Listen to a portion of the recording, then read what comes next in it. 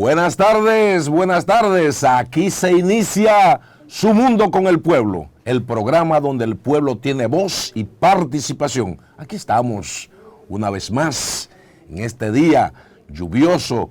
Venimos de una experiencia de fin de semana, sobre todo en la capital dominicana, donde las lluvias sorprendieron a la población y una cosa que nos ha dejado un poco complicada a la cabeza es que cómo es posible que en una ciudad, en la primada de América, un aguacero repentino le haya costado al país 6, 7, 8 muertos. De verdad que la gente no acaba de aceptar esta situación. Parece que ahí se demostró que todos los sistemas de drenajes fallaron y fallaron también las autoridades a la hora de informar con tiempo a que la población se preparara, pero también se ha trascendido el hecho de que la capital dominicana no cuenta con los equipos meteorológicos necesarios como un radar que pueda anunciarse y saberse con tiempo lo que pueden ser fenómenos de esta categoría. Por otro lado, señores, también se ha estado trabajando el tema de que ya el día 10 empieza el Censo Nacional de Población y Vivienda, que es otro de los temas que tenemos que abordar en el contexto actual.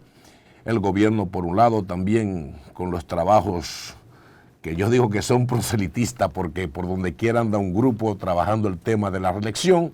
Y por otro lado, la gran novedad política de la semana es el lanzamiento del presidente del Partido Revolucionario Dominicano, Miguel Vargas Maldonado, quien ya lanzó sus aspiraciones a ser precandidato presidencial del Partido Revolucionario Dominicano, y ya empiezan, digamos, a dinamizarse más el tema político en un momento donde la Junta Central también ha advertido a los partidos que deben delimitar sus actividades proselitistas, pero que ustedes saben que en el tema orgánico político de los partidos del país nunca para la campaña, en el sentido de que cada día hay que hacer trabajos orgánicos, hay que juntarse para juramentar gente. Entonces son actividades cotidianas propias de la política.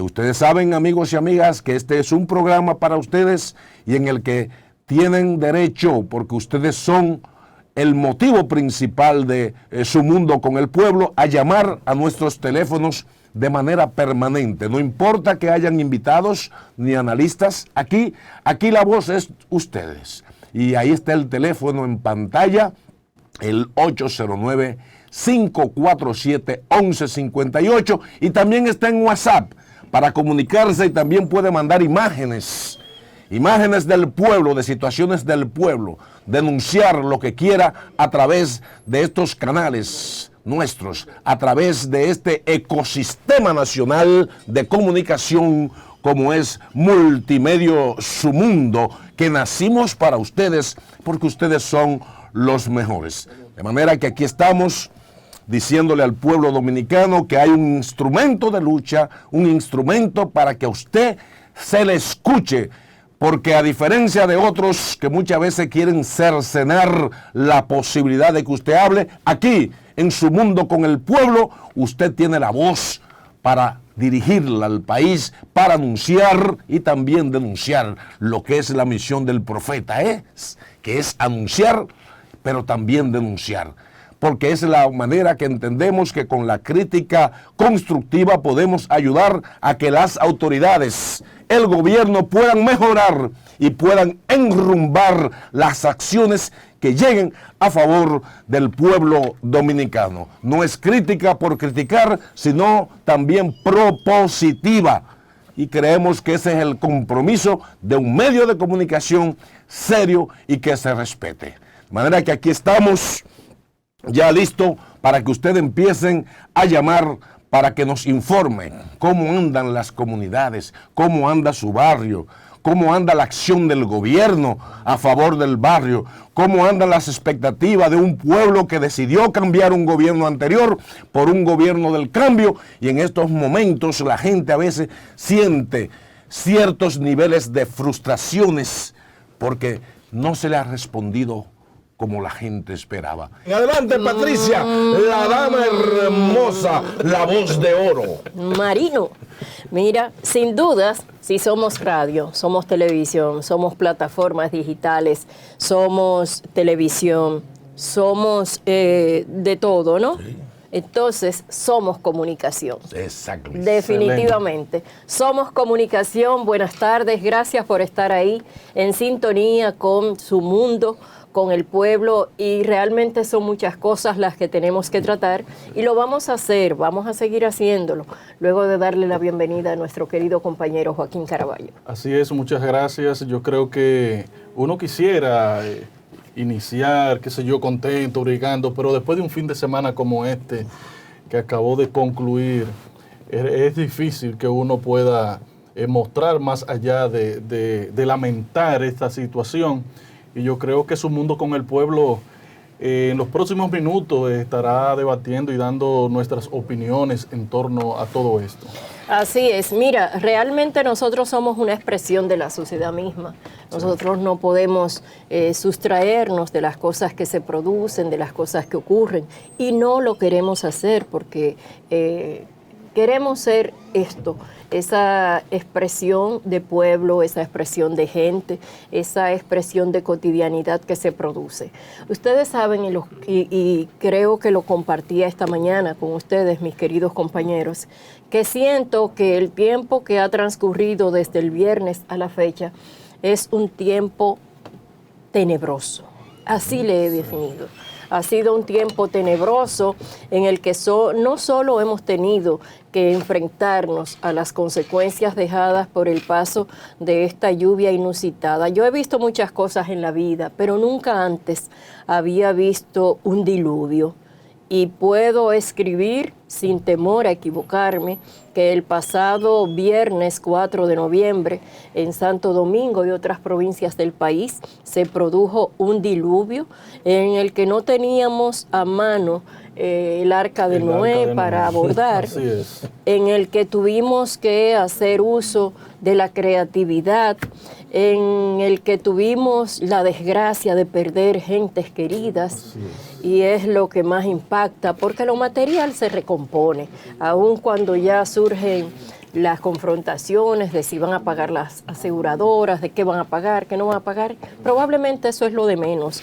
Lo demás es el dolor y la angustia que sufren las familias que en este momento, están afectadas por la pérdida de un ser querido o por la impactación en algún aspecto emocional de sus vidas. Ciertamente es terrible. Y la incertidumbre en la cual se encuentran aquellos que no han podido dar con sus familiares desaparecidos, que realmente desde el sábado las autoridades han estado recorriendo todo lo que es la cañada Arroyo Hondo, el río Isabela, la Isabela. Y realmente, bueno, en el día de hoy ya han recuperado dos cadáveres. Y realmente es algo sumamente penoso, lamentable, de cómo una familia de un momento a otro se puede encontrar en un momento de incertidumbre. Pero cuando nosotros vemos esta situación, nos recordamos de los temas que hemos tratado acá, de las deudas sociales, de la forma que hemos sido tan indiferentes ante situaciones que se van creando, que van creciendo y como que no le prestamos atención.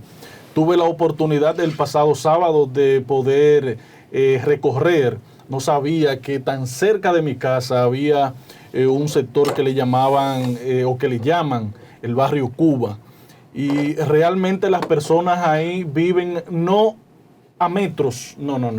Una encima de la otra. Señores, eso es increíble. En una yo me paro a hablar con uno de los afectados y le pregunto, ¿y dónde era que estaba tu casa? Y me dice, no, mira aquí. Señores, en la misma orilla de la cañada, que si yo me paraba ahí en esa parte que él me enseñó, y si me descuidaba iba a caer dentro de la cañada. Y yo creo como que es momento de que cada día uno vaya reflexionando y tratando de que se impidan este tipo de cosas. No podemos seguir creciendo uno encima de otro de forma desorganizada.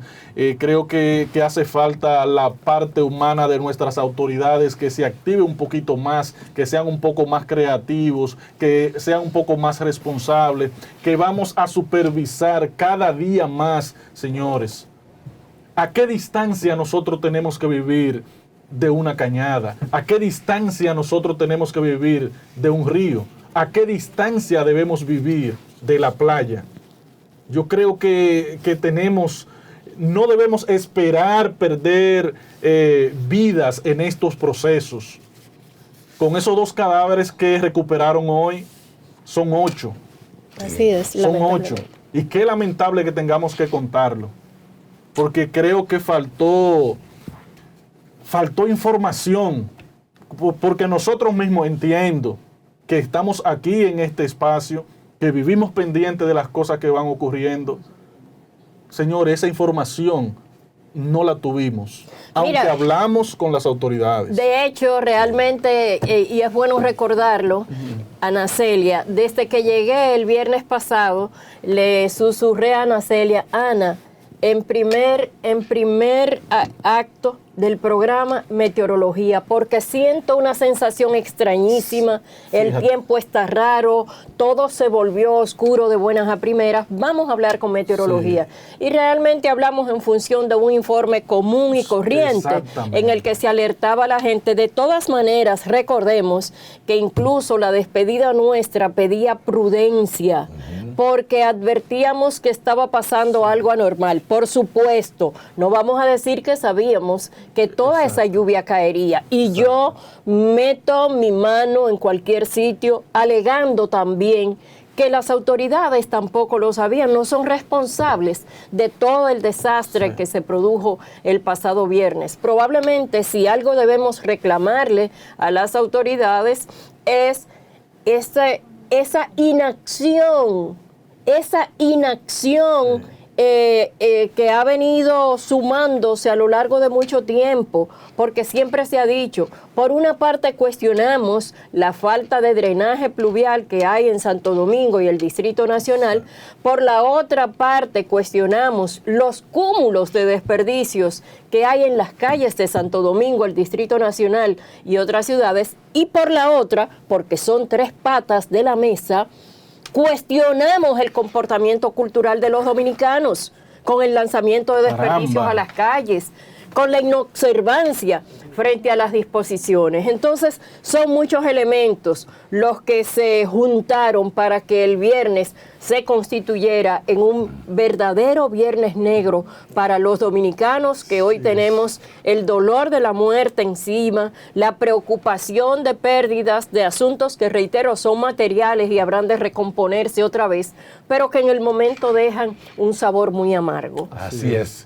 Y de verdad que lo que sí son los responsables de esta situación que ha estado viviendo el país en esos hacinamientos a lo que está sometida las grandes ciudades de la República Dominicana son las autoridades gubernamentales que hemos tenido con eso que ustedes han llamado muy bien la deuda social, señores. Y yo me fijo precisamente en que si hoy los campos, el campesino dominicano ha tenido que emigrar a las ciudades a formar lo que llaman esos cordones de miseria en entornos, como decía Joaquín, donde tú te paras y te puede caer. Pero a este pueblo no le han dejado opción, porque cuando el campo es abandonado y cuando un campo no tiene sentido, señores, ¿a quién más que al dominicano le gusta su campo? Pero si el campo está desprovisto de incentivos, está desprovisto de que el gobierno meta programas de reforma agraria, con iluminación, con escuelas, con industria, agroindustrias, y que incentive al campo para que en el campo la gente se sienta como en la ciudad, con buenos incentivos, con caminos vecinales. ¿Quién se quiere ir del campo? Nadie. Pero el abandono de las autoridades históricamente, o sea, no me refiero ni a este gobierno ni al pasado, digamos, todos los gobiernos que hemos tenido hasta el día de hoy son los culpables de no haber implementado políticas agrarias, agropecuarias, sociales en general, para que el campesino dominicano, nosotros los que hemos nacido en los campos del pueblo, no tuviéramos necesidad de tener que venir a estas ciudades, señores, cambiar el campesino su burro y su caballo de cargar sus productos por el motor de concho, que esa es la realidad dominicana. Entonces, al final, la gente se siente lanzada y empujada por esa deuda social que tiene el gobierno y tienen que venir a la capital, a Santiago, a las grandes urbes. ¿A qué? A buscársela para poder sobrevivir, y otros han tenido que tomar, digamos, las yolas para irse por el mar, arriesgando sus vidas, y de ahí que esa suma que Patricia decía la semana pasada, de que en el país, en los últimos 5 años, los dominicanos tenemos más de 10,000 dominicanos desaparecidos, y muchos han muerto en el mar tratando de huir de esta realidad que les agobia para buscar el sueño americano. Las oportunidades tenemos que crearlas todos. No podemos ver como alternativa coger una yola. No podemos ver como alternativa, en vez de uno quizás asesorarse ante una realidad, no podemos ver la alternativa de buscar un concho y abandonar propiedades importantes, porque la producción es valiosa. O sea, lo que nosotros comemos lo producen los campos. Entonces, ¿se pueden apoyar? Claro que se pueden apoyar y se están apoyando. Ahora, la educación, señores. Si no se orientan nuestros productores, si no se orientan los hijos de los productores, porque si los hijos no ven un atractivo en el campo, obviamente va a pasar eso. Pero tenemos que crear nuestros propios caminos. No podemos correr. No podemos creer que aquí vivimos en el infierno. No, tenemos la oportunidad de cambiar todo esto.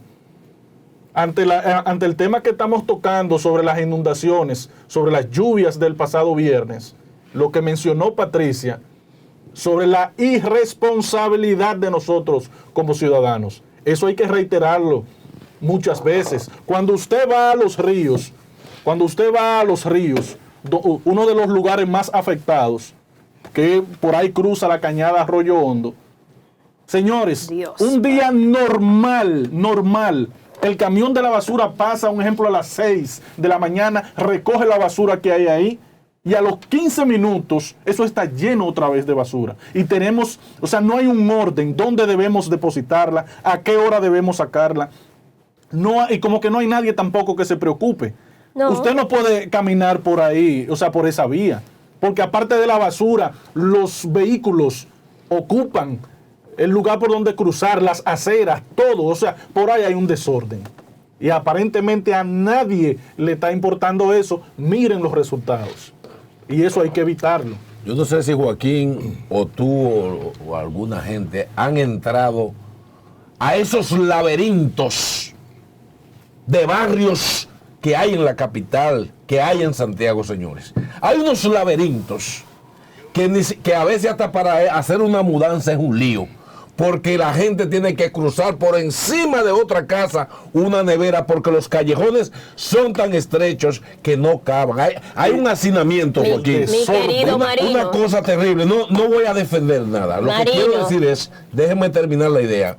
Lo que quiero decirles es, las condiciones de hacinamiento son tan terribles en muchos de estos barrios, señores, que la gente entrar y salir ya es un problema. De cómo se han ido empaquetando en pequeños espacitos, pican un pedazo y ahí hacen una casita. Porque no hay una política de orientación del gobierno de salir a favor de esta gente que han sido empujadas. Es verdad que no hay una campaña educativa para disposición final de las basuras. Solo el que está a la orilla de carretera puede salir por donde pasa el camión, pero hay otra gente, señores, que al no tener, digamos, una sociedad que le esté educando cómo disponer los desechos sólidos, ¿dónde es más fácil tirarla? La tiran al río, la tiran a la cañada, porque es la ley del menor esfuerzo, señores. Pero no se vayan lejos, señores. Por eso el gobierno tiene que trabajar pegado a las juntas de vecinos, a los dirigentes comunitarios, porque a través de ellos se puede desarrollar un esquema donde el ciudadano sepa dónde depositar los desechos, o tenemos que esperar que se nos vaya un niño, que se nos vaya un adulto mayor. Señores, yo les voy a confesar a ustedes algo. No puede ser. Nosotros hemos tenido oportunidad de estar en la Corporación de Acueductos y Alcantarillados de Santo Domingo, CAS, y en INAPA también, en función de nuestra responsabilidad de comunicadoras. Y les puedo confesar que cuando se hacían jornadas de limpieza del drenaje, ¿ustedes saben lo que se llegaba a sacar?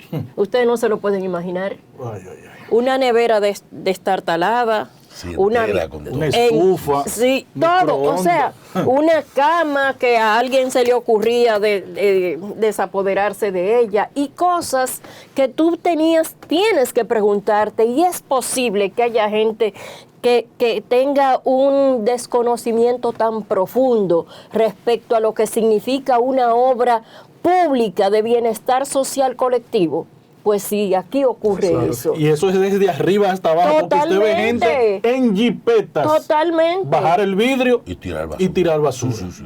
Entonces, después nos quejamos por esto. O coger una funda de basura de su casa, de su apartamento, sacarla, llevarla en su vehículo, y donde ve que hay otro cúmulo de fundas, la coloca ahí, porque ese es su vertedero. Si no se cae, porque la ponen encima de los vehículos. ¿Entiende? Entonces todo eso debemos Es una trabajar. cultura que hay de la no educación en materia de disposición final de desechos sólidos, y tampoco los ayuntamientos no están haciendo inversión holística, si se quiere integrar con los barrios, que es un trabajo social que hay que hacer con las comunidades para involucrarla, para explicarle a la gente qué supone, señores. Ustedes saben lo que una gente bañándose en esas aguas residuales cuando viene la lluvia, y tú ves los niños y la gente adulta bañándose en esa agua llena, señores, de todas las pestilencias y enfermedades que hay en el ambiente. ¿Por qué te dice eso? Que es una sociedad que todavía hay que seguirla trabajando, pero yo insisto, desde el Estado, desde las instituciones donde manejan los grandes presupuestos, es de donde deben de invertir en esa población para educarla y para darle las facilidades que ellos quieren para la disposición final de los desechos sólidos. Ahí mismo, para aportar algo en ese sentido, desde lo que uno viene planteando. Ahí en la Sol Poniente, que creo que es el nombre de esa vía, la que pasa por el centro de los ríos, las mismas autoridades no cooperan con eso. ¿Usted sabe por qué? Vaya a ver dónde construyeron el depósito de los desechos. Señores, en el medio, en la isleta. Ese es el que está por el frente de un liceo, por ahí, ¿verdad? Creo que sí. Por ahí hay muchas cosas, como eso creció de manera desordenada. O sea, por ahí usted no sabe dónde queda nada. Eso es increíble. Entonces, uno siempre plantea, vamos a hacer una estrategia, hay que trabajar unidos entre el ayuntamiento, los dirigentes comunitarios, el gobierno central. Tenemos todos que aportar nuestro granito de arena, como siempre se menciona, pero en favor de que se desarrolle, señores, nuestra comunidad.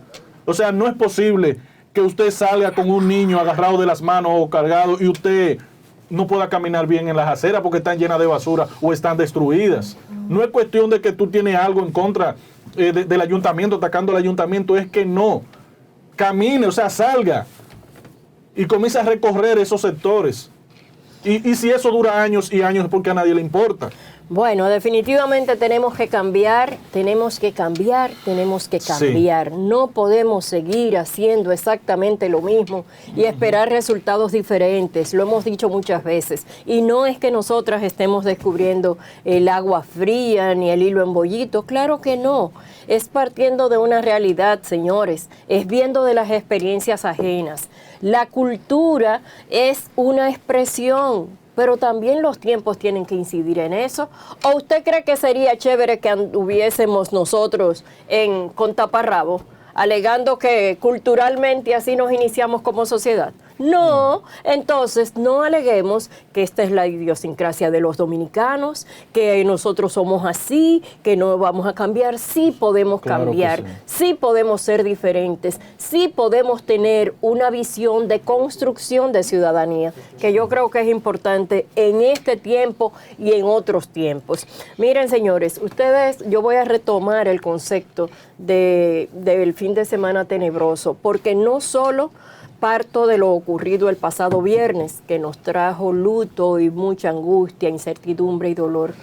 Señores, esto sí que me tiene con el alma partida y es otra de las escenas que se repite a diario.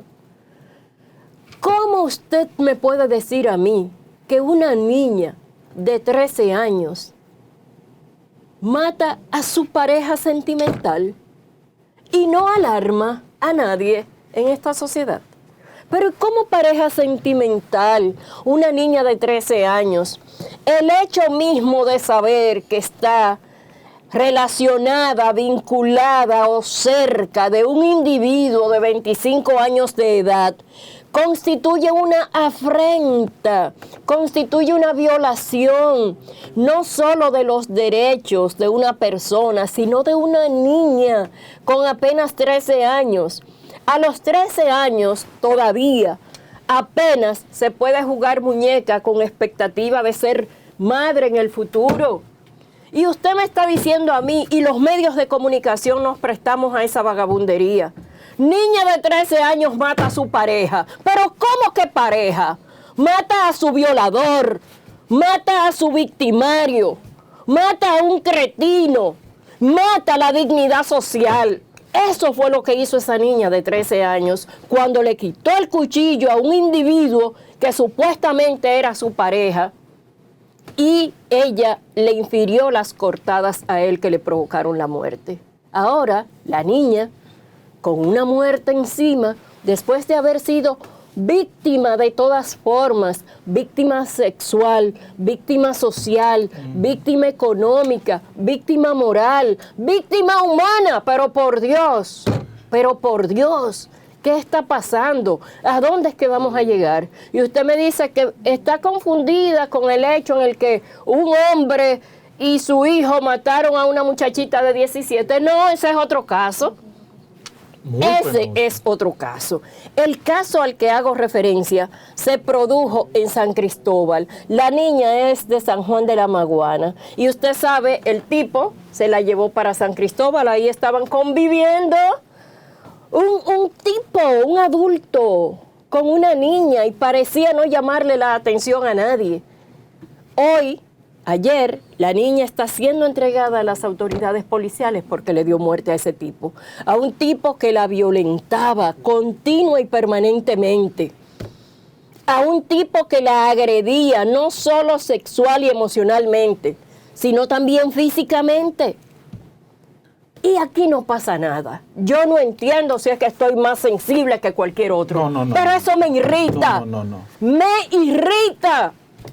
Eso me irrita. Cuando eso sucede, Patricia, y me disculpa, porque o sea, se nota que, o no que se nota, porque eso nos molesta a todos. Cuando eso sucede, ¿dónde están los padres de esa niña? Por Dios. ¿Dónde están los padres del individuo de los 25 años? O sea, que es adulto, aquí y donde quiera que usted lo lleve. Y los vecinos. Los vecinos. Es lo que está diciendo ella. Los vecinos que están mirando una menor en manos de un delincuente porque está delinquiendo con una menor al lado y todo el mundo le celebra la chiquita que te está dando. Vagabundo. Y ahí también hay pecado de omisión, como dice la iglesia, cuando usted deja de hacer lo que tiene que hacer. Pero claro, no tiene nombre. Cuando nosotros permitimos esto en la sociedad, nosotros le estamos robando la oportunidad a esa joven, a esa niña, de desarrollarse y ser de gran utilidad en esta sociedad. Posiblemente ahí estemos malogrando un buen médico, ahí estemos malogrando un buen profesor, ahí estamos malogrando, señores, la generación que se supone que en el mañana va a dirigir este asunto, este país. Entonces estamos malogrando nuestra generación. Es educación que hay que darle. Es educación, y por eso es que hay que actuar y que hay que trabajar todos unidos. Uno no se va a cansar de repetir eso, porque es que las juntas de vecinos tienen que jugar su papel. Las autoridades municipales tienen que jugar su papel. El gobierno y las instituciones que tienen que ver con la fortaleza de la principal institución, que es la familia. O sea, todos tenemos que agarrarnos de la mano en ese sentido, porque es que no podemos ver, señores, eso como normal. Que una niña de 13 años, de 12 años, esté pasando por una situación así. Mírele el otro caso que Patricia mencionó. O sea, una joven que apenas... Una niña también de 17 años. Que va a cumplir 18 en unos días. Primero el individuo, que no es cuestión de juzgar a nadie físicamente, pero con el simple hecho de usted verle la carátula a esos dos, usted sabe que no hay nada bueno ahí en el comportamiento. Primero va el jovencito, la malogra, y el papá termina de rematarla de acuerdo a las informaciones que han sido divulgadas. Y esto no puede ser. ¿Dónde están los padres de esa niña? Ahora sale diciendo que va a vengar él mismo su propia muerte. Mírenlo ahí, señores, el jovencito fue ese, el que, de acuerdo a las informaciones, fue quien con un arma blanca hirió a esa joven. Y el padre le dio 2 disparos. Dígame, entonces, ¿dónde están los padres? Ahora salen. En la propia casa de la niña. Oigan el detalle, en la propia casa de la niña. Y tú escuchas los argumentos que ahora esgrimen familiares cercanos y tú dices, pero es que yo no puedo comprender. Por ejemplo, yo escuché un relato de la madre que dijo que el novio llegó a la casa, el novio de la muchacha, y le dijo, ve donde fulano, que se me quedaron los zapatos allá, y ella cogió a buscar los zapatos. Dígame, ¿qué nivel de relación hay ahí? ¿Dónde está el respeto? Yo de verdad me declaro totalmente inepta para entender estas cosas. Está enferma no las puedo la sociedad dominicana, señores, está enferma, y sus autoridades educativas, incluso las autoridades espirituales, la familia, se han descuidado de la célula principal de una sociedad, que es la familia. Y yo recuerdo cuando uno era muchachón, que la Iglesia Católica tenía ese lema que decía: la familia que reza unida permanece unida. Si la familia anda bien, la sociedad anda bien. Si la familia anda mal, la sociedad anda mal. Se han descuidado y muchos permanecen en los templos, esperando que los feligreses vayan a ello, contrariando lo que es el principio profundo del Evangelio y el mandato de Jesús, que decía: id y predicad, id, no dejar que vengan. ¿Entiendes? Entonces, que vengan a los templos hermosos, y los evangélicos creciendo también, pero también se van repartiendo a ese pueblo como si fueran clientes, no feligreses. Y se pelean entre ellos para que un feligrés de mi iglesia no vaya a la otra, porque son clientes lo que tienen. Hay, señores, un desmejoramiento social hasta en el campo espiritual del pueblo dominicano. Y es momento de no esperar a que sigan ocurriendo desgracias tan terribles como estas para poner la atención, señores, en que aquí debemos de enderezar la calidad de educación, que aquí debemos de meter mucho más fondos para ver cómo se le presenta al país un plan de rescate desde la educación y sobre todo, señores, trabajar el tema de la psicología, la espiritualidad, pero con coherencia desde el Estado, porque cuando un pobre ve que el político del barrio, el presidente de la junta de vecinos, se eleva con un cargo porque lo compran, y ve cómo su vida cambia de un día para otro y se hacen ricos y millonarios. Cuando ven un simple profesor que andaba en un motorcito 50 y vivía en una pensión, y años más tarde de su gobierno ganar declararse con millones y millones de pesos. Ese pueblo, caramba, no tiene, señores, el deseo de echar para adelante en la educación mala y decadente, y lo que quiere es engancharse a políticos para ver cómo él llega por la vía fácil, robándose el dinero del pueblo. Eso hay que decirlo también. Bien, señores, gracias por seguir ahí en sintonía con este Su Mundo con el Pueblo. Recordarles nuestras líneas telefónicas que las puede utilizar desde aquí o desde allá. 809-547-1158. Recuerden ustedes que este programa lo hacemos para usted y con usted. Usted es la materia prima y por tanto nos encanta que pueda participar. Este es el momento de la entrevista. Yo sé que ustedes están ansiosos esperando ahí el tema que vamos a tratar hoy y obviamente que nos toca a todos. Vamos a conversar con el presidente de la Confederación de la Micro, Pequeña y Mediana Empresa de Construcción, Eliseo Christopher. Con él podemos hablar de muchas cosas del momento para el momento. Así es, don Eliseo, bienvenidos a Su Mundo con el Pueblo. Nos gustaría empezar hablando, tenemos los datos del Banco Central, donde el sector de la construcción vemos como que bajó como un poquito. ¿A qué se debe este movimiento del sector construcción? Bueno, lo primero, si me permiten, comenzamos con una pequeña queja, si me permiten.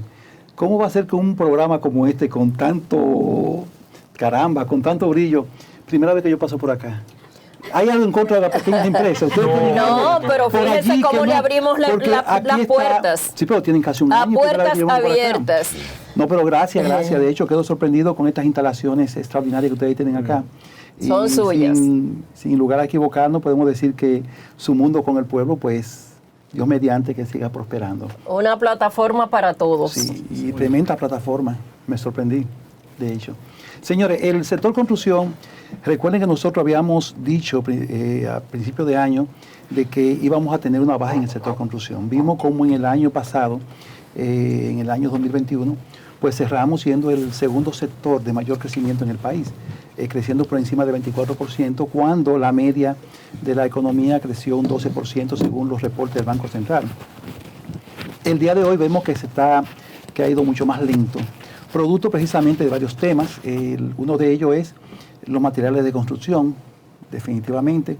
También ha impactado el tema de la guerra, de la inflación externa que tenemos, y por supuesto esa política que está llevando a cabo el Banco Central, donde están pues una política monetaria restrictiva, pues afecta definitivamente a todos los sectores, y el sector construcción no queda fuera de ese escenario. Varios temas, pero vemos que ya estamos en el séptimo, octavo, tal vez un poquito más abajo, de los sectores que inciden en la economía, con un crecimiento de un 4%, 4.2% al mes de agosto, que es el dato que estamos manejando. Situación que nosotros decimos que no es muy halagüeña para el sector. Y nosotros, pues, ya en la calle, pues sentimos esa lentitud que se está haciendo ver palpable ya en el sector de la construcción. Vimos también que recientemente el Banco Central, en el día pasado, volvió a aumentar 25 tasas su política monetaria, lo que sin lugar a duda pues sigue afectando. Le ha ido muy bien con el tema de la inflación. Hay que saber de que no estamos tratando de criticar lo que está haciendo el Banco Central, porque ha tenido, grandes beneficios, porque ha logrado controlar la inflación. Tenemos 2 meses que va bajando, situación que es favorable, cuando veníamos con una inflación bastante amplia. Y ellos han tomado una política que se ha llevado a cabo a nivel global. Podemos decir que la gran potencia, Estados Unidos, en Europa, pues han tenido una política parecida o similar, o la de aquí similar a la de ellos, lo que ha podido parar la inflación. Y vamos a terminar, me parece, con cierto número favorable con respecto a la inflación. Ahora, eso mismo pues también paraliza el sector. Por ejemplo, el tema de subir la tasa monetaria, de la política monetaria.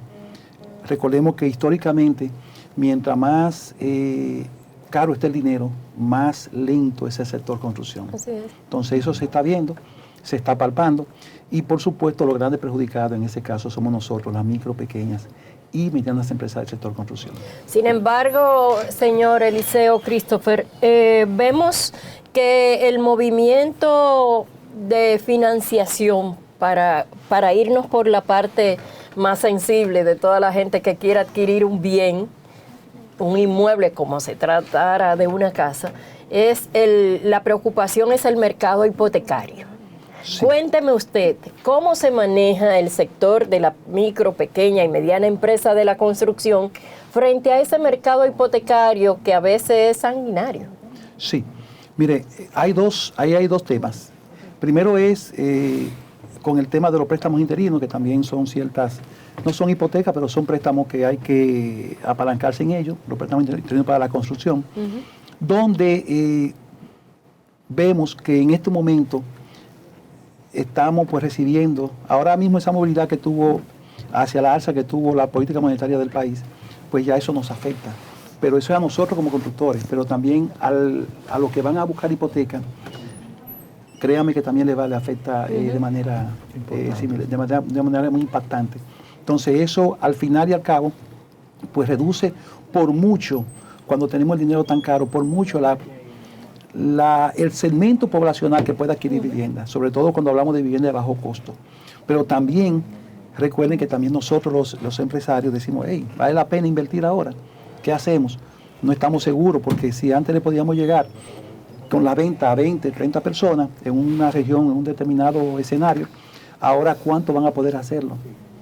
¿Quién va a poder buscar un inicial que tal vez antes eran unos 200, 300 mil pesos, por decir un número, por decir una cifra, y el día de hoy pues 2 o 3 veces esa cantidad y con unos intereses tan altos? Es realmente, entonces, ahí uno tiene que tener cuidado cómo vamos a trabajar.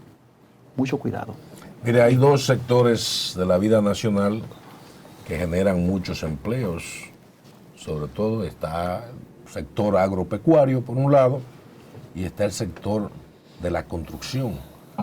¿Usted cree que se ha sincerizado la mano de obra en estos sectores? Porque vemos que en ambos sectores la mano de obra que predomina es la mano de obra extranjera, sobre todo del vecino país Haití. Y entonces, cuando usted ve una construcción, sea grande o pequeña, la mayoría del personal son nacionales haitianos, que la demanda del sector de la construcción como el agrícola. Pero al mismo tiempo, entonces, hay todo un rechazo a esa mano de obra que no está legal en el país, pero que sí la está utilizando mucho el sector construcción y también el agrícola. ¿Qué usted cree que habría que hacer? Porque ahí está lo que se llama de que el 80-20, pero el 80 como que no aparece porque los dominicanos como que no quieren meterle la mano al cemento, no sé. El falso 80-20. Cuénteme. Eso no existe en la construcción. No voy a hablar por la agropecuaria porque no me compete hablar sobre ese sector. Pero eso no existe en el sector de construcción, y eso no es que no existe ahora, eso no existe desde hace años. Nunca se ha cumplido. Nosotros no estamos en contra de la mano de obra extranjera, sí estamos a favor de que se regularice. Nosotros, por ejemplo, que hemos sido inmigrantes, aquí en este salón deben haber varias personas que de una forma u otra hemos inmigrado a otros países, y siempre tenemos la situación de que tenemos que cumplir con las regulaciones de inmigración de esos países. Claro. Entonces, nosotros aspiramos a que en la República Dominicana quien entre con ciertas regulaciones, porque a veces tienen una cantidad de obreros que no sabemos quiénes son, ni qué hacen, ni nada, y al fin y al cabo uno no tiene control sobre ellos. Entonces, pero ese tema de 80-20, eso no existe. Pero le voy a resumir con breve palabra, muy breve, a recogerle con pocas palabras, lo que significa la mano de obra del sector construcción, extranjera en el sector construcción. Sencillo. Si esa mano de obra no existiese el día de hoy, se paraliza el sector. O sea, no tenemos sector. Así es. Recordemos que, ciertamente creamos grandes empleos. La derrama económica del sector es enorme, un tema que se siente donde quiera que se estamos construyendo, pero definitivamente también debemos buscar políticas de dominicanizar esa mano de obra, que no sea solamente en algunas partidas, como tenemos, que hablamos del 80-20, en algunas partidas del sector son 100% mano de obra extranjera. Christopher, discúlpame, Joaquín, el gobierno que encabeza el presidente Luis Abinader a través del recién creado Ministerio de la Vivienda estimula un programa que denomina viviendas de bajo costo y la primera vivienda. ¿En qué medida participa la confederación que usted representa en esas políticas públicas que resultan interesantísimas en todo caso? Sí, el gobierno tiene dos planes que nosotros entendemos son muy bien ponderados, aunque la aplicación no ha sido tan amplia como se previó al principio. Tiene el programa Mi Vivienda, que lleva a cabo el Ministerio de la Vivienda. Nosotros no sabemos a ciencia cierta cuáles son las políticas, cómo están las pequeñas empresas allí.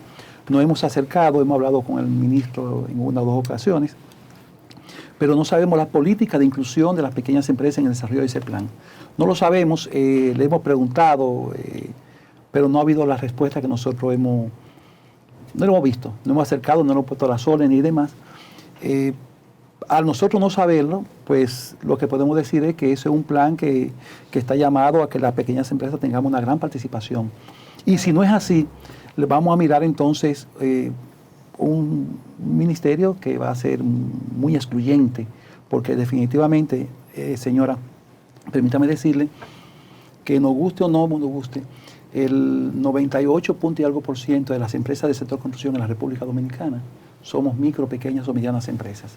Entonces, si no estamos incluidas, entonces, y no hemos visto niveles de inclusión, no han hecho ustedes alguna gestión para conectarse? No hemos acercado, le hemos planteado incluso a petición del mismo, porque le escribimos una ocasión al presidente, nos mandó, le hicimos un plan de participación y demás, y el mismo presidente llamó al ministro para que nos recibiera, y nos pusimos a las órdenes, pero no hemos visto una interacción, no hemos tenido una interacción. Eso es el plan Mi Vivienda. Con el plan Vivienda Familia Feliz, del cual nosotros sí somos parte, que se lleva a cabo a través del Ministerio de la Presidencia, pues también un plan que tiene mucho beneficio, una especie de alianza pública-privada, donde el gobierno le da un cierto subsidio a los adquirientes, y pues esos adquirientes a nosotros nos los transmiten en modo de cupo, o sea, de clientes ya para nuestro proyecto. Los precios son deficientes, son bajitos, pero nosotros de una forma u otra vemos una oportunidad de inclusión en ese plan. Ya estamos trabajando, de hecho, con muchos niveles de probabilidades, el presidente iría a inaugurar, o por lo menos ya estamos prestos para inaugurar en este mes de noviembre, qué bueno, las primeras 144 unidades, las cuales le voy a pedir que ¿dónde están ubicadas? En las Américas. Excelente. Y ahí vamos también a anunciar otro número significativo de vivienda que vamos a comenzar de manera inmediata. Eso es una buena noticia. Proyecto desarrollado con las micro, pequeñas y medianas empresas. Sí. Recordemos que esos son los proyectos que forma la Confederación, y ahí integramos las pequeñas empresas a trabajar. Excelente. Bueno, señores, les recordamos que estamos hablando con Eliseo Christopher, presidente de Copimecon. Así es que nosotros queremos preguntarle lo siguiente. Siempre tratamos de resaltar la importancia de la diáspora dominicana aquí en nuestra economía. En términos de clientela, de clientes, ¿qué significa el dominicano que vive fuera de su tierra? Cuarto. Dinero. O sea, y si usted entiende que necesita o hace falta algún plan de incentivo para que ellos puedan de una manera u otra adquirir de manera más fácil. Mira, no puedo hablar por el gobierno. No puedo hablar por el gobierno, no me compete. Yo tengo que hablar como confederación. Pero sí le voy a decir que dentro de nuestro proyecto, el proyecto Ciudad Alto de la Riviera, estamos inaugurando en estos días 144 unidades y hemos visto que el mismo gobierno ha prestado mucha atención en la diáspora. Y una parte significativa de los clientes que tenemos a través del Plan Nacional Vivienda Familia Feliz son de la diáspora. Otra buena noticia. O sea que allí le han buscado todas las facilidades, le han buscado desde el consulado, la forma de legalizar las documentaciones han sido muy rápido, incluso la canalización de los financiamientos a través del Banco de Reserva están fluyendo bastante. De hecho, nosotros nos sentimos mucho más cómodos cuando nos mandan el paquete de la diáspora que de hecho los residentes acá. Nos gusta un poco más porque debemos ser claros, nosotros los que somos empresarios. Correcto. Empresarios. La parte social la lleva el gobierno, nosotros llevamos la parte del empresariado. Y esa gente cuando tienen que pagarte 5, 6, 10 mil, 15 mil, te lo pagan seguido. Entonces, allí, hasta este momento, sí vemos que el gobierno ha hecho un esfuerzo significativo para el tema de la diáspora dominicana residente en Estados Unidos. Mire, A propósito de este viernes tenebroso, como lo ha llamado Patricia, que acaba de pasar con una lluvia y unas inundaciones que afectaron a la capital dominicana sobre todo, se evidenció que en los barrios la pobreza, con viviendas destartaladas, con casas de cartón todavía en pleno siglo XXI, en las orillas de barrancas y en la misma margen de los ríos. ¿Cuál es el déficit habitacional que tiene la República Dominicana en estos momentos? Y si pudiéramos usar materiales alternativos para poder ofertar viviendas más asequibles al pueblo dominicano. Sí, mire, realmente es penoso. Lo hemos dicho, tenemos años hablando sobre ese tema. Las ciudades en la República Dominicana crecen de manera desordenada. Por ejemplo, ahí mismo donde estamos, en Ciudad Alto de la Riviera, vemos cómo toda esa zona está creciendo en base a invasiones de terreno. Cuando se permite eso, que ese tipo de fenómenos se estén dando, lo que logramos es eso, ciudades desordenadas. Por ejemplo, en nuestro proyecto, ahí tenemos condiciones para la electricidad, la comunicación, aguas negras, agua potable, pero los que están al lado no tienen nada de eso. Entonces, ahí se evidencia, cada vez que hay fenómenos de esta naturaleza, se evidencia el costo enorme que paga el país. Entonces, eso sucede en esos sitios que no se mencionaron como con problemas de inundación, solamente se mencionaron aquí en el casco urbano, que hubo una gran, problemas enormes. Así es. Cuando surge eso, nos damos cuenta qué tan vulnerable estamos en la República Dominicana. Aquí hablamos, estamos esperando el censo que van a hacerlo, porque nosotros entendemos que ahí deben haber un déficit de más de 2 millones, cerca de 2 millones de viviendas, cuando hablamos en términos de calidad y en términos de cantidad. Dicen algunos grupos o algunos estudios que es menor. Nosotros decimos que es mayor. Por ejemplo, ¿cuánto afecta? ¿Por qué ustedes creen que es mayor? Sencillamente, señora, ¿cuántas viviendas fueron afectadas ahora mismo? Las viviendas que tienen las condiciones óptimas no tienen este tipo de problemas. Las viviendas de los barrios, que las cañadas se le meten a la casa, que no tienen agua potable, que las paredes se le van, que son paredes hechas de cartones. Que no hay drenaje pluvial, que no hay nada. ni Entonces, sanitario, esos son ni de ningún déficits tipo. habitacionales en términos cualitativos, necesitan mejorar. Techo de zinc, todo un desastre. Entonces, necesitan mejorar. Y resulta que la gran cantidad de viviendas en la República Dominicana es de esas condiciones. Vivienda muy deficiente. Vimos, y esto lo decimos con mucho pesar, vimos que hay una cantidad de 8 o 9 personas que fallecieron ahora, señores, en el casco urbano, con una lluvia, 8 o 9 personas. Pero si eso sucediera en esa zona maravillosa que usted se crió por allá por La Vega, Cotuí, donde tenemos en algunas barrancas asentamientos urbanos enormes, créame que la cantidad de muertos hubiese sido mucho mayor. Wow. Mucho mayor. Porque aquí estamos hablando de que fueron las alcantarillas que colapsaron. Sí. Pero no tenemos ríos desbordados. Así es. Alcantarillas que colapsaron. Allá sucede que son los ríos que se desbordan y esas montañas cuando se sobrecargan de agua, sin ningún tipo de cuidado con el tema de pluviales, sin ningún tipo de nada, de ayuda y nada, con casas vulnerables, pues entonces ahí lo que hay son cantidades de personas muy vulnerables. Y eso se da en toda parte del país. Entonces, el déficit habitacional es sumamente amplio, tanto en calidad como en cantidad. Entonces, lo decimos con pesar, lo decimos con pena. Por ejemplo, vimos que en 3 horas el Gran Santo Domingo colapsó. No fue que nos lo inventamos, fue que se paralizó en una forma totalmente alarmante. Todo el sistema alcantarillado dejó de funcionar. ¿Por qué? Varias razones. Aquí estamos avanzando, están creciendo las ciudades, pero no están creciendo de manera ordenada. Claro. Por ejemplo, esos desagües fluviales que están aquí en el Gran Santo Domingo, ¿desde cuándo están allí? ¿Cuándo lo hicieron? ¿Para qué periodo de tiempo funcionó?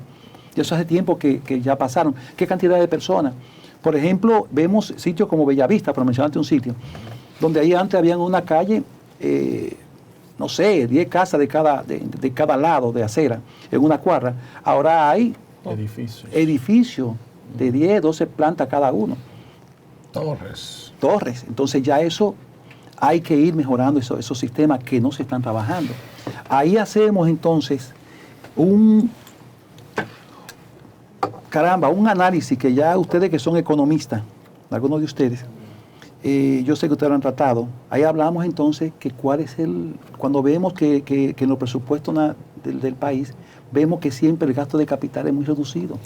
Y ahí se necesita un gasto de capital mucho más amplio. ¿Cuál es el nivel de planificación que existe como políticas públicas integrando a los sectores privados para lograr una ciudad amigable? Mire, con respecto a lo que es obra pública, nosotros no sabemos qué está haciendo obra pública. Ah, pero Dios. Nosotros, mire, yo creo que, me parece que del sector construcción, yo debo ser una de las caras más visibles del país. Debo ser, porque siempre estoy en los medios. Ajá. Y siempre tengo el apoyo de todos ustedes, porque siempre voy llevando propuestas y llevando soporte y haciendo análisis que son competitivos algunas veces. E inquietudes de la gran mayoría del sector construcción. Nosotros no sabemos qué hace Obras Públicas, no sabemos qué está haciendo el Ministerio de la Vivienda. O sea, y se supone que a grupos como nosotros se nos debe llamar, se nos debe buscar un acercamiento y se debe tener una interacción. Con ustedes. Se supone. Entonces, ahí nosotros no tenemos más nada que decir, porque nosotros somos la gran mayoría.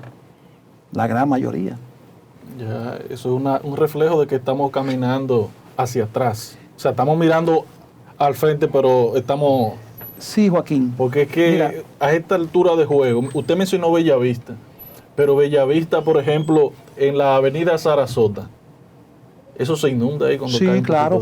Y estamos hablando del centro.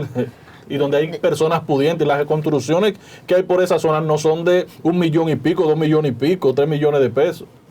Usted por ahí no, bueno, quizá al inicial. Realmente colapsó Santo Domingo completo. Colapsó. Eso, las alcantarillas colapsaron, el sistema colapsó. Eso es mucho decir. Mucho decir. Eso es hablando y los Prados, por ejemplo, que es un sector que se supone que tiene ciertas condiciones.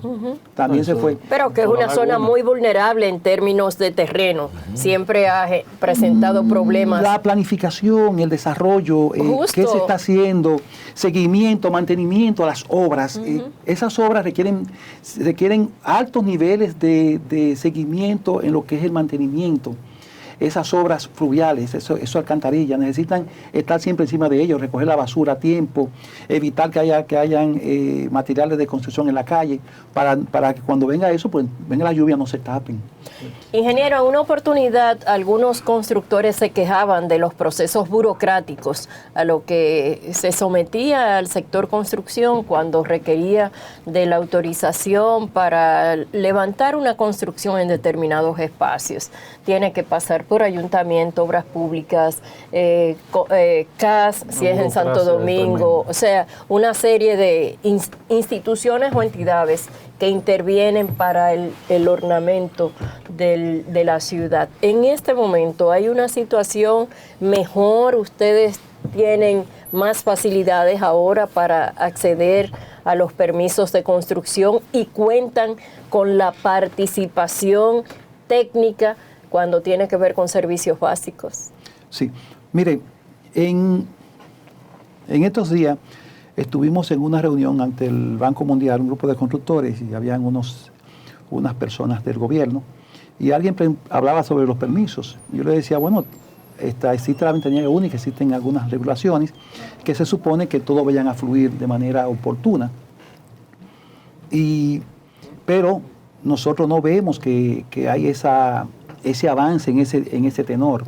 Y de hecho sugeríamos, porque la ventanilla única que nosotros conocemos que está funcionando es la que se tramita a través del Ministerio de Vivienda en este momento, antiguamente a través de Obras Públicas, y ellos llevaban los diferentes procesos o los diferentes planos a las diferentes instituciones, y ya eso se volvía otra vez un lío. Y nosotros decíamos que tenía que haber una unidad que que agrupara a todas las instituciones vinculadas, o sea, Obras Públicas, el Minera en este caso, el Ministerio de la Vivienda, la CAS, INAPA, todas las instituciones. Y alguien del gobierno dijo, ya eso funciona en esa forma. Nosotros no lo hemos contactado todavía, pero dice alguien que, un viceministro que había allí, dice, no, ya eso está funcionando en esa forma. No lo hemos visto. Sería bueno que lo verificaran, ingeniero. Pero eso se dice. Sí. Cuando salíamos de allí había un gran constructor que me hizo un comentario en el ascensor y me dijo, yo no lo digo público. Digo, no, son cosas que se dicen. Pero creo que sí debemos avanzar más en esa área. Con respecto a lo que decíamos hace un ratito de qué está haciendo los ministerios, déjenme decirle que para mí, y esto lo digo con mucha pena, me es más fácil comunicarme con el presidente de la República que comunicarme con los ministros. En este caso, hablando de obras públicas, por ejemplo, yo le aseguraría que si yo quisiera hablar con el presidente el día de hoy, yo le escribo hoy, me contesta el mismo día de hoy o me contesta mañana. Pero no así esos príncipes que tenemos como ministros de Obras Públicas, que serán reyes, yo no sé. Señores. Aunque había uno ahí que le decían don Gonzalo Castillo, que se lo dijo una vez, no te apures, nos agarramos después, nos vemos después. Y lo agarró en la bajadita. En la bajadita. Y nosotros fuimos los responsables de bajarle por lo menos 3 puntos a Gonzalo Castillo en su campaña. Barbaridad. Sí, pero le dimos y no fue porque un hombre que excluyó totalmente a las pequeñas empresas. Tratamos de acercarnos, no hubo forma, él estuvo siempre encaramado y arribota. Esperemos que el señor, ¿cómo se llama el ministro de Obras Públicas? Pero ¿cómo va a ser, ingeniero? ¡Bienvenido, Asensio! Que Dios lo bendiga, Ascensión o Asensio. No me diga eso. A él ha ascendido mucho. Sí. Que Dios lo bendiga donde el himne Ascensión o Asensio, no sé cómo se llama, por suerte. Eliseo, ya estamos en la recta final. Pero somos los pequeñitos, somos los chiquiticos, pero somos los más. Sí, pues hay que tomar con esos es que hay que contar con esos pequeñitos. Barbaridad. Ya estamos en la recta final ya de la entrevista y la recta final del año. Sí. Entonces nos gustaría que uno pudiera hacer una proyección ya para finalizar este año y qué esperan ustedes para el sector en un 2023 que todos los economistas dicen que va a ser un año muy complicado. Mira, lo primero es que nosotros tenemos que ser extremadamente positivos y tenemos que ponerle nuestra parte como empresarios. Recordemos que a nosotros, a los pequeños, micro y pequeños empresarios, nadie nos regala nada, tenemos que luchar por los espacios. Tenemos un referente y es de que estuvimos ante una pandemia en el año 2020 que estropeó y avasalló todos los sectores y nosotros como dominicanos, como grupo, pudimos salir.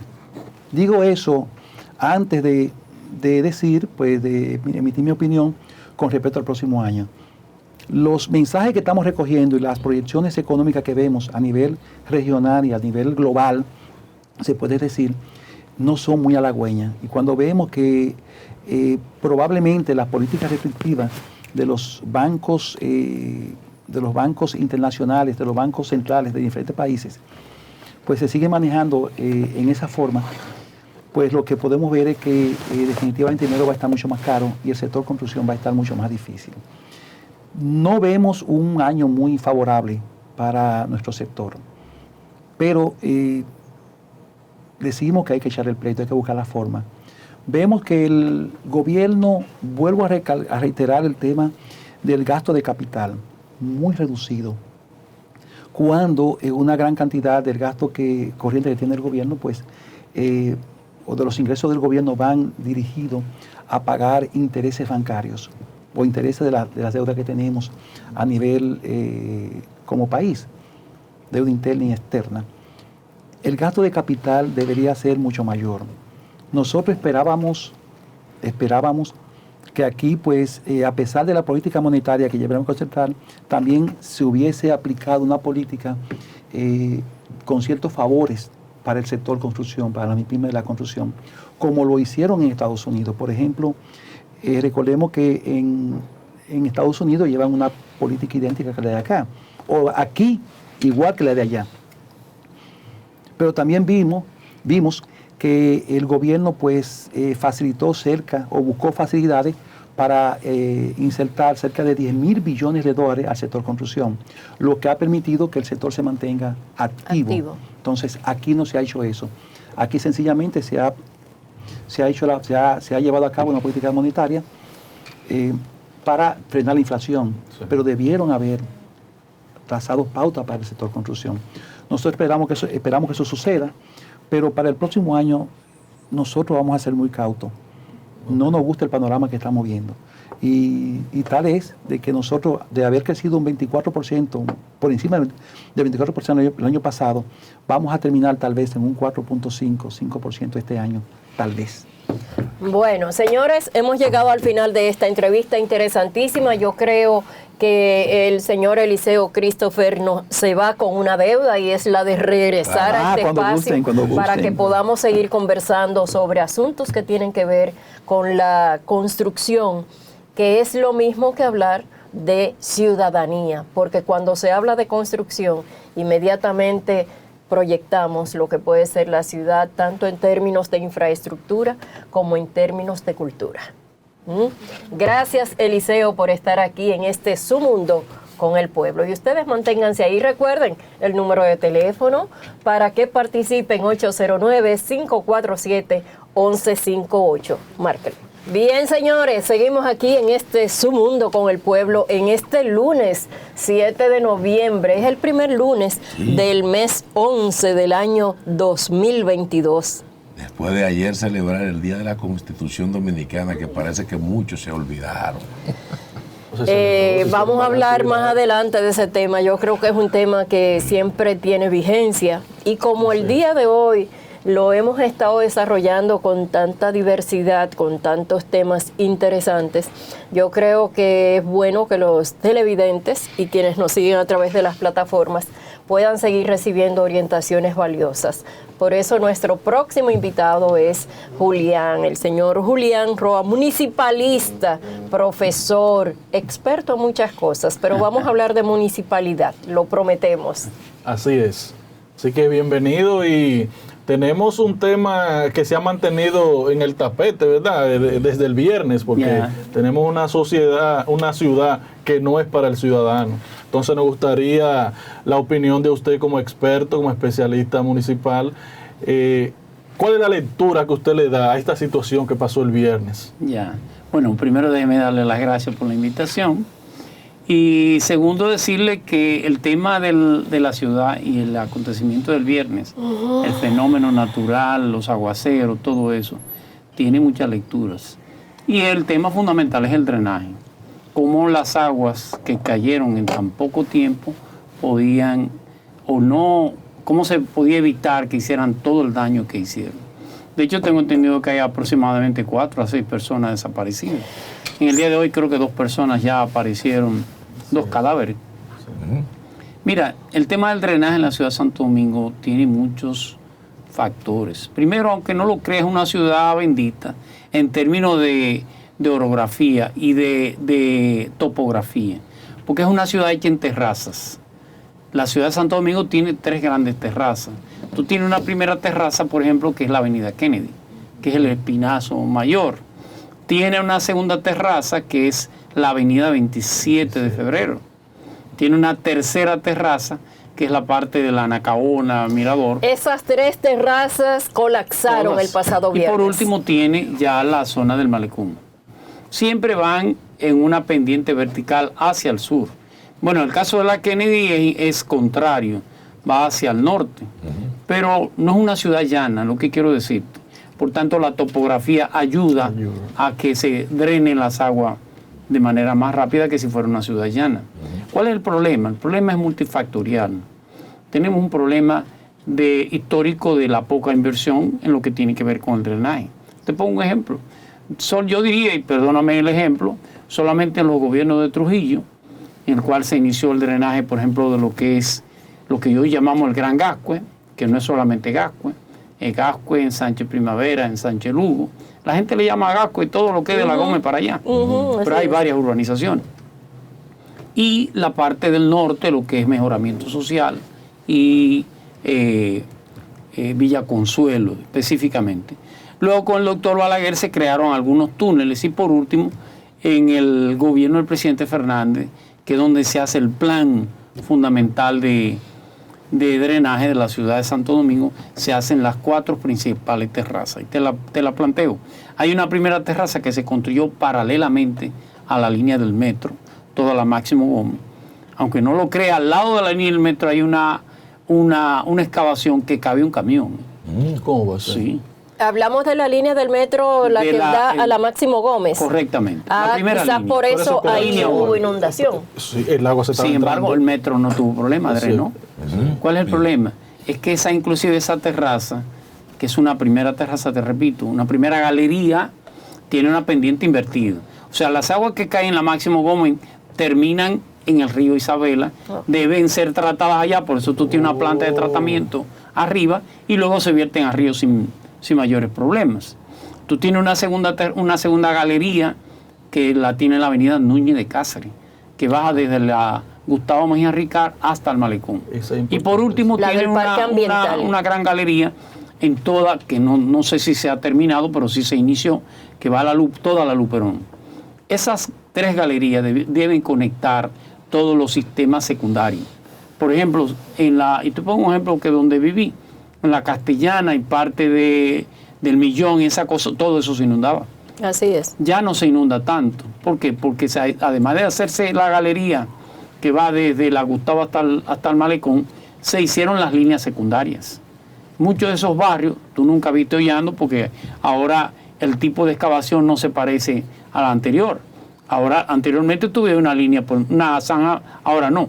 Ahora hay una especie de martillo que va todo lo interior y que va renando.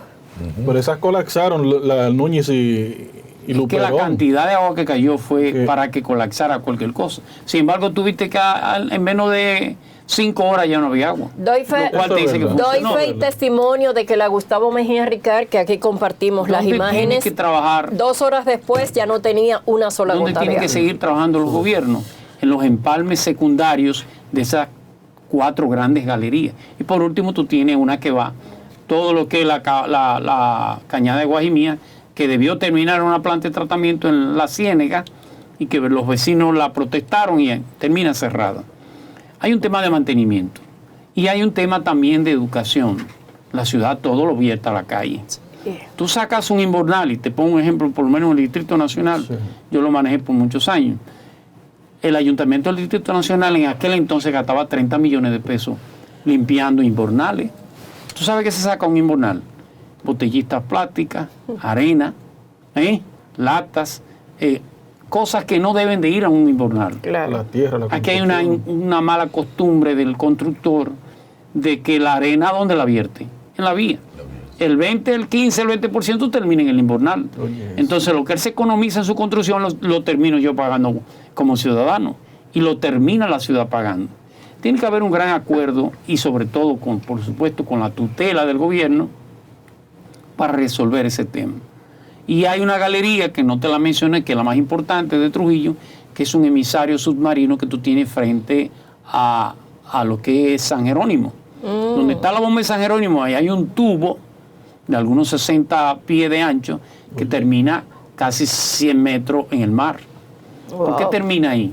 Porque las aguas negras que se drenan ahí, cualquier bacteria a esa profundidad, cuando sube a la superficie ya es inerte, ya no contamina. O sea, y oye la cantidad de años. Sí, ese emisario se reparó, bueno, lo reparó el arquitecto Alejandro Montaje hace unos años, 4 o 5 años, no recuerdo bien. Esas son las grandes estructuras que se han hecho, que ha hecho falta seguir complementando los ramales secundarios. Y claro, estamos hablando del polígono central. La verdad es que la ciudad ha crecido de manera anárquica. Así es. No solamente de las construcciones informales, porque tú dices los barrios. No, los propios urbanizadores, su interés es construir y vender. Sí. Después le deja a la ciudad todos los problemas. O sea, hay algo que el gobierno tiene que liderar innegablemente, pero que todos tenemos que aportar. Wow. Uno de los problemas entonces que yo veo ahí, cuidado si estas autoridades saben todo ese dato. Deben saberlo. Porque me llama la atención como que no. Hay una información. Porque digo yo, porque si se le da el mantenimiento, por ejemplo, eso es grave que el 30% de lo que usan los constructores o materiales terminan en el invernal. Entonces Es eso así. significa que quizás las autoridades no están conscientes de que hay que darle mantenimiento a todo eso y eso está tapado. No hay sanción. Pero eso iba a Yo fui decir. regidor. Y una No vez solo. hice una normativa para que cuando tú fueras constructor, si todos ustedes que conocen Europa, a nadie se le ocurre poner un metro de arena en una vía. No. Tú tienes una gran Graciosamente. bandeja. Tú tienes una gran bandeja donde tú construyes. Exacto. Tú le rentas a la ciudad el espacio de la bandeja. Claro. Pero ahí no puede haber una libra de arena fuera de la bandeja. Oye, eso. Aquí no. Aquí lo hace el ciudadano, lo hace el constructor, te pone la cerámica, te pone todo en la vía pública. Y entonces Bueno. termina la ciudad pagando el alto costo. Aquí Lo hace hay el Estado, funcionarios lo hace que el cierran Estado sus por las obras del espacios. Claro, que me preocupa, esta administración municipal tiene que dar más mantenimiento. Por ejemplo, todo ese equipamiento que se hizo en la Núñez con Gustavo está abandonado. Eso tiene que limpiarse, porque si no, no drena y tú tienes un gran problema. Y vamos a volver a lo mismo. Totalmente. Claro. Hay que hacer una gran inversión, pero para tú tener una ciudad vivible, tienes que hacerlo obligatoriamente. Y te repito, ya las grandes galerías están hechas. Lo que tenemos que ir trabajando ahora sector por sector. Conectar. Y el tema de las cañadas, por supuesto. Nosotros tenemos el concepto, errado total, el dominicano tiene el concepto, que la orilla del río y de las cañadas es propiedad del Estado. Y es para echar Y desperdicio. como del también. Estado yo la habito. Y cuando viene una tormenta, se lo lleva todo. O sea, tú la habitas porque normal, todo el que vive busca una mejoría, viene del campo a la ciudad, se mete en cualquier lado. Y crean esos barrios no porque ellos quieran vivir mal, sino por el tema de la necesidad.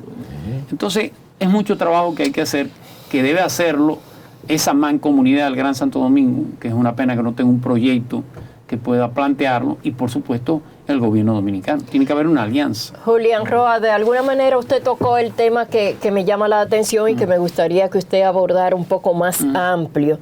Habla del Gran Santo Domingo y me gustaría que nuestros televidentes sepan a qué nivel de concertación y de acuerdos funciona el Gran Santo Domingo, que tiene 7 u 8 municipios más el Distrito Nacional.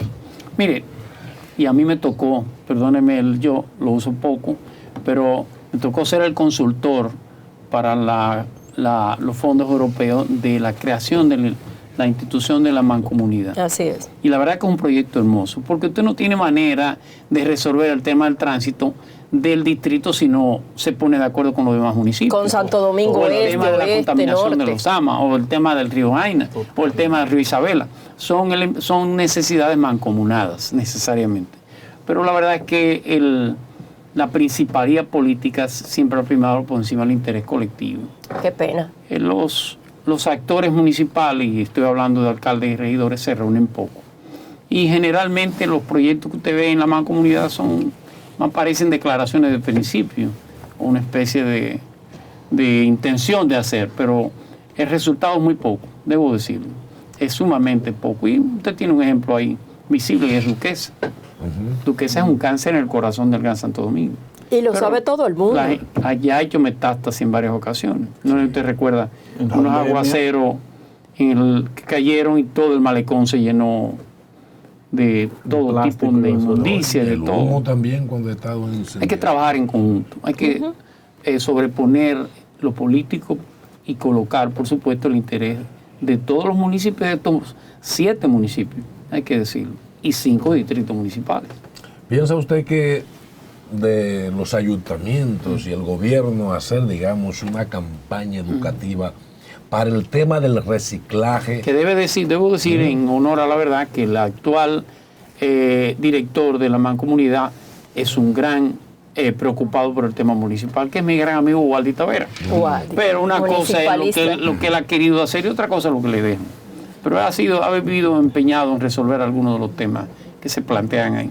¿Usted cree entonces que aquí se pudiera trabajar el tema del reciclaje? Porque en otros países a la basura se le saca tanto dinero. Claro. Es un negocio, por Así aquí como que no hay ese interés. ¿Piensa usted que pudiera el reciclaje? Sí, el problema es que más que el reciclaje es un subproducto. El primer producto es la cultura, Así es la es. educación. Usted se va, por ejemplo, a Japón para ponerle un ejemplo, y usted tiene 3 zafacones. Si el inspector pasó, el camión pasó y usted ligó el plástico el orgánico con el inorgánico. Él no hace nada, él se lo deja ahí mismo, le deja la nota. Sí. Y a su cuenta y a su celular le llega una sanción, una multa. Y exacto, la Te toca en el notificación. bolsillo. Ya no hay que hablar más de eso. Entonces, si usted, porque el problema de reciclar es lo costoso que es. Se hace, de hecho, una pequeña parte de lo que va, que esa se recicla. Pero se recicla sobre la salud de todos esos buzos que trabajan ahí. Wow, sí. Que es verdad que se buscan la vida, pero ya usted sabe qué precio. Exacto. Separan plástico, separan metal, separan algunas cosas que son importantes y esos plásticos se tienen que lavarse. Primero hay que colectarse, hay diferentes tipos de plástico, hay plásticos que unos pueden reciclarse y otros no sirven para nada. Con esta nueva ley ahora que tenemos de residuos sólidos, de residuos sólidos, se ha tratado de que algunos plásticos darle un periodo de no traerlo más, de no producirse. Pero la mayoría de los plásticos hay que recolectarlo primero. Es muy barato el kilo del plástico reciclado, por lo tanto no hay mucho interés. Después usted tiene que lavarlo, después tiene que molerlo y después que lo muele entonces tiene que buscarle el mercado. Aquí exportamos para China, déjeme decirle, y para Centroamérica, a El Salvador, a Panamá, pero es un reciclaje mínimo. ¿Cuál es el reciclaje que genera mayor que debo decirle, beneficio? perdóneme usted que tiene una relación con el Infoté. El Infoté le ha dado gran apoyo a esos recicladores. De Así hecho, los ha organizado y está trabajando en la formación de ellos. Así es. Gracias, El profesor. Santo ha hecho buen trabajo en eso. Excelente. Sí, hablando del reciclaje, aquí se está recogiendo mucho hierro, muchos metales. Sí, claro. Y bueno, las vías ferroviarias de los ingenios, la mayoría, No, ya no existen. se la robaron y la vendieron y la exportaron. O sea, entonces uno dice de dónde que está la mano del gobierno para vigilar bienes que ahora se piensan hacer líneas de tren hasta el Cibao. Pues no hubiesen servido de algo tener esas líneas de tren ahí. Pero en realidad, a mí me preocupa que con relación a otros países... Perdóneme, hay un criterio que se usa mucho y es que los ayuntamientos no tienen dinero. Y es cierto, pero también le falta gerencia. Claro, porque hay un presupuesto que mal que bien les debe permitir hacer. Un ejemplo pequeñito, y es dominicano, que es La Placeta. La Placeta es un pequeño municipio, un distrito municipal de Sajoma, de San José de las Matas. Ese pequeño territorio recicla, ese pequeño territorio clasifica, y ese pequeño territorio tiene, apenas va a aproximadamente el 30% de la basura o de los desechos sólidos que ellos producen, va al vertedero apenas el 30%. Wow. 70% tiene utilidad. Entonces, qué es cierto que los recursos hacen falta, pero también hace falta gerencia. Hacia eso va mi línea de mi pregunta. Con relación a otros países, el ayuntamiento como tal, o sea, el sistema de ayuntamiento, los alcaldes tienen poder en la ciudad, incluso poderes de sanción. ¿Qué ha pasado que la República Dominicana no se evidencia ese poder que tienen que tener, digamos, los ayuntamientos a la hora de aplicar leyes y también recuperar dinero? Ahí hay muchos factores. Primero hay una tradición presidencialista, innegablemente. Hay una tradición de poder que la traemos desde hace casi 100 años, fundamentalmente. De hecho, déjeme decirle que el Distrito Nacional no tuvo alcalde cuando Trujillo. La figura del alcalde no existía con Trujillo. Porque Trujillo decía que no podía tener 2 presidentes en el Distrito Nacional. Entonces usted tenía un consejo administrativo que tenía un presidente, pero un presidente del consejo, no un síndico, ni un alcalde. Es terminado Trujillo que se coloca la figura del síndico para el Distrito Nacional. Y tiene mucho que ver, por supuesto, con el tema de los recursos y una legislación que tenemos atrasada que tiene que mejorarse. Tiene que dársele mayor competencia y mayor potestad a los ayuntamientos de poder realizar algunas labores. En cualquier parte del mundo el sistema de lo que llamamos impuesto al tránsito, impuesto a la movilidad, es un arbitrio municipal, no es un impuesto. Aquí no, aquí es un impuesto. Es multifactorial, como le quiero dejar dicho, y tiene necesariamente que irse mejorando. el ayuntamiento contar, digamos, con un presupuesto o quizá un mecanismo de orientar a sectores, vamos a poner por lo que sucedió el viernes en Los Ríos. O sea, ahí nosotros tenemos un desorden donde todos esos ciudadanos viven de manera desorganizada, tiran la basura por todas partes, los carros están encima de las aceras, o sea, un desastre. Claro. ¿Qué mecanismos debe tener o tiene el ayuntamiento para enfrentar este tipo de situación? ¿O es el presidente? El mecanismo legal lo tiene. Ahora vamos a la aplicación y a los efectos sociales que produce. Yo he dicho que el problema de los ayuntamientos es que son muy abarcadores. Usted tiene ayuntamientos que va desde unas fiestas patronales hasta los asuntos deportivos en la comunidad. Si no tiene presupuesto, ¿cómo abarca tanto? Además de que quiere ser el gran empleador del municipio. Ajá. Entonces usted no hace ni una cosa ni la otra. Yo creo que los ayuntamientos tienen que centrarse más en base a sus recursos en los temas que son fundamentales. Y otros que no necesitan solamente dinero, sino gerencia, vuelvo y le digo. El tema de, hay barrios marginados donde tienen una junta de vecinos fuerte y le mejora la calidad y mejoran su limpieza inclusive. Sí. Lo que pasa es que usted tiene que tener, por supuesto, mayor grado de incidencia sobre esos territorios. ¿Y el presupuesto participativo se está aplicando en la mayoría de los ayuntamientos? Sí se aplica, pero se aplica con un criterio que no es incorrecto, pero no es el único.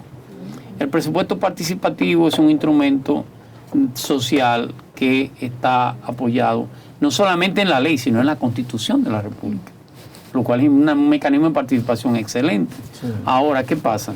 Los barrios son tan carenciados que todo lo que piden son obras. ¿Qué te pide un barrio en presupuesto participativo? Los contenedores, los badenes, la cañada. Pero no solamente es eso.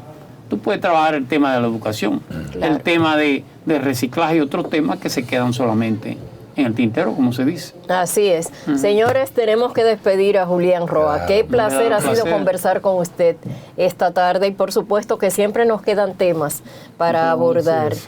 Porque con él, como decíamos al presentarlo, podemos hablar de muchas cosas, política, diplomacia, relaciones internacionales, y qué bueno contar con usted en este lunes y que haya dado tan oportunas orientaciones en el ámbito municipal. Así es, y qué bueno que se quedará con nosotros para ver el resumen de diagnóstico que presenta desde la diáspora dominicana, Voces de la Diáspora, a cargo del doctor Ismael Reyes Penson, que desde allá nos hace el pronóstico de lo que puede pasar en las elecciones de los Estados Unidos en el día de mañana.